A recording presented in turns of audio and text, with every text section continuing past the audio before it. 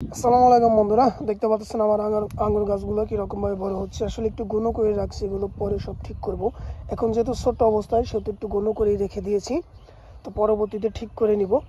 তো মেন কথা হচ্ছে আপনারা যাদের গাছ বৃদ্ধি পাচ্ছে না, গাছগুলো চিপটে নাগে আছে বা গাছগুলো বাড়ছে না, তো তারা একটি কাজ করতে পারেন। আপনাদের গাছে গুঁড়া খুশি খাবার দিবেন, এরপরে গাছটা খাবার শোষণ করে দ্রুত বড় হবে।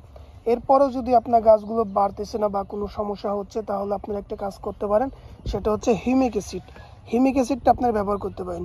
আপনার আঙ্গুর গাছে যদি আপনি হিউমিক অ্যাসিড ব্যবহার করেন, তাহলে দেখবেন সেই আঙ্গুর গাছ অতি দ্রুত বৃদ্ধি পাচ্ছে, অতি দ্রুত বড় হচ্ছে এবং গাছের গোড়ায় যে সমস্যা, এই সমস্যাগুলো সলভ হয়ে যাচ্ছে।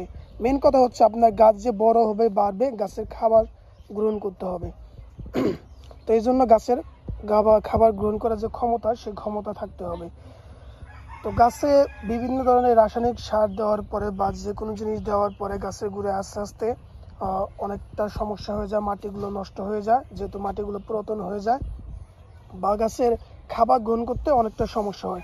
সেক্ষেত্রে আপনি যদি হিউমিক অ্যাসিড ব্যবহার করেন, তাহলে এই সমস্যার সমাধান হয়ে যাবে। গাছের মাটিগুলো নরমভাবে এবং যে রোগ প্রতিরোধক ক্ষমতা আছে, এই ক্ষমতাকে বাড়িয়ে দেবে এবং আপনার গাছগুলো দ্রুত বাড়তে শুরু করবে। তো এই যে আমি প্রত্যেকটা গাছে মাত্র ওই হিউমিক অ্যাসিড দিয়ে দিলাম।